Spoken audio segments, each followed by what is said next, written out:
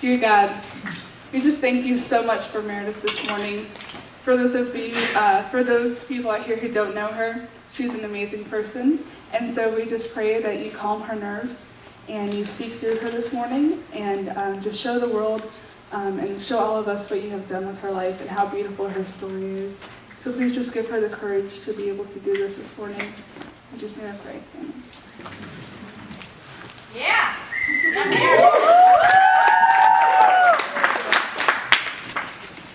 Hi, I'm Meredith. I'm 16. I may look 12, but I'm 16, I swear.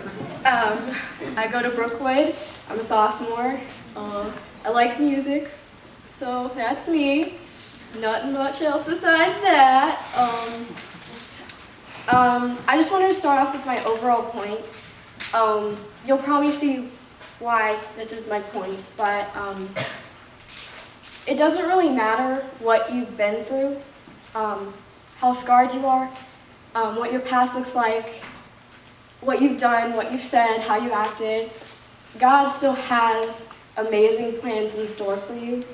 You may think, I'm too broken for him to do amazing holy things with me, but he still does. He has those plans. It doesn't matter. He has those plans. I'm a little nervous. So I'm going to start off with my story. It's really my family story, but you kind of correlate it with me, so this is kind of an explanation of my life. So, my dad has been dealing with cancer for the past 10 years. So he was diagnosed when I was 6, so 10 years, math. Last Christmas, he was diagnosed with stage 4 cancer. That's the worst, that's not fun at all. It's really hard to deal with, as a daughter of someone who has cancer. So life is difficult to deal with stuff like that.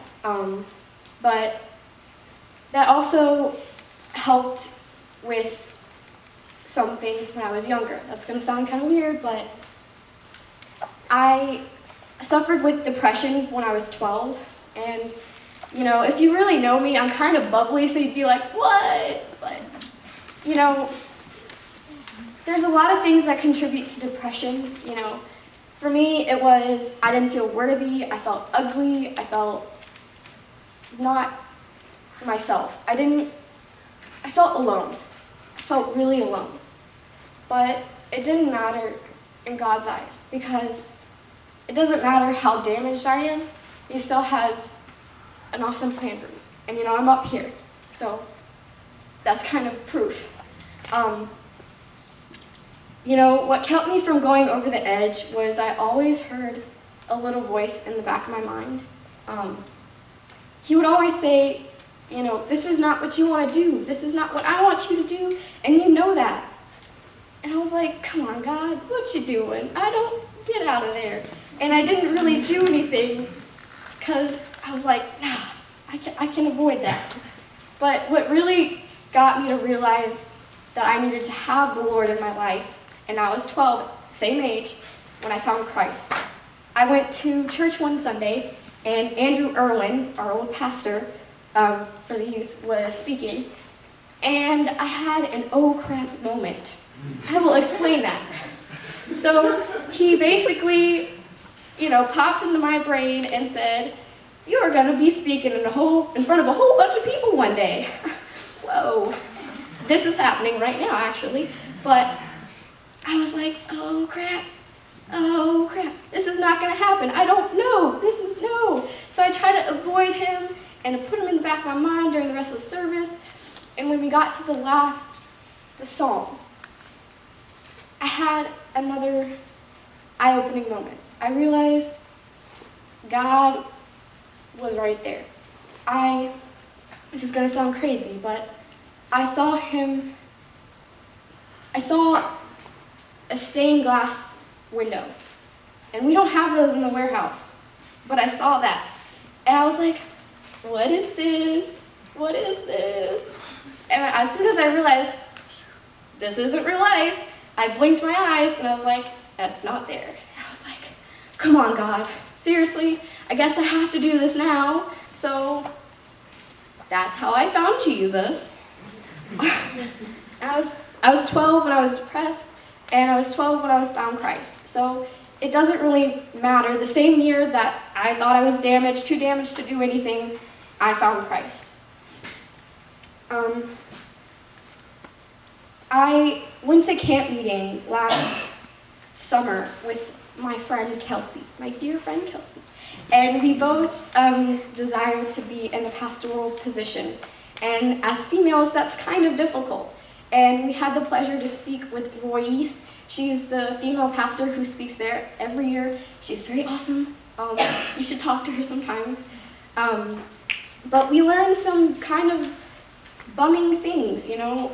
We learned that women aren't always taken as serious as men are in the female pastoral position, and we learned that, you know, sometimes they're not paid as much. But the reason for my sharing that is, you know, life is hard, and I would know that, and I know you all know that, but it doesn't really matter, because if you have God, it's going to be bearable. And I learned that, you know, like, doesn't matter. You're still going to have to go through those hardships, but he's still going to be there with you. I went to a Chris Tomlin concert last year, and I saw 3 things that really, really stuck out to me. The first one was this little girl. She was probably 6, you know, same age I was when my dad was diagnosed. And she was worshiping with the most genuine, pure worship that I've ever seen in my life. And I was like, she's only 6. How can this be happening? But I realized that she was there, and she was being a leader to the people who she was there with. She was the one who was leading their worship, not Chris Tomlin. She was the one who was leading their worship, and she was only 6. The next one is I saw this woman in the crowd, a few rows in front of me, and I was like, this woman, she's pretty cool. She's raising her hands, worshiping, but I noticed she wasn't really like us. She didn't really have all of her fingers. She looked like she had been damaged in some sort of fire or some sort of car wreck. And I was like, wow, that's really special. She's up there and she has her hands raised and she's still praising the Lord. And I knew, and I still know now, she was raising her hands in worship for the merciful God. She had been broken and torn up. She was still praising a God who she thought was merciful. And the last one, there was a woman and what seemed to be her boyfriend sitting next to me.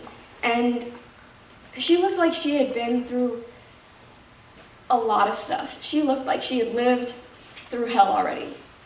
And she had to sit down a lot because her body just couldn't take standing up for that long. And her boyfriend would just stay there by her side and would always have his hand on her. And they would be singing as loud as they possibly could. They sang louder than Chris Tomlin, I swear. They were just singing their sweet little hearts out. And what I noticed about all of these people is that I'm just like them. I am damaged goods, just like them. I may not look like I am, and they might look like they are, but we are still one and the same. We are damaged goods, but that doesn't mean we aren't valid enough to worship with our full hearts. You know, I think God calls us to do amazing things with our hands. I think hands are the coolest thing. I'm weird, but I think they are. You know, the Bible talks about hands in a negative way a lot, but I think God calls us to do good with our hands. In Psalm 47:1, it says, "Clap your hands, all you nations. Shout to God with cries of joy." I plan on doing good with my hands. I hope you do too. Because I want to be a music missionary when I grow up. I don't know if I made that up, but I want to be traveling around the world and playing music and leading worship for those who don't have someone to lead worship for them. You know, it doesn't matter that I've had this past. It doesn't matter that I'm a little bit damaged. I'm still able to be their leader, you know? They're still going to look up to me. Doesn't matter. I'm still going to be there. That's what God's plan is for me. You know, this is a very safe place. And I think right now is where you should renew yourself. You know, yesterday is gone. You have tomorrow, but you have now. Now is where you should renew yourself and start over. Start over so you can do good with your hands. It doesn't matter how damaged you are. It doesn't matter what you've been through. It doesn't matter. Because God has amazing plans for myself, and I know He has amazing plans for you. You know, I heard someone say this before, and it says, "Let me do your will, Lord, for my body is your house, and the same Spirit that raised Christ from the dead is living in me." Guys, I just want you to remember this. I want you to think this to yourself. I can do all things through Christ who strengthens me.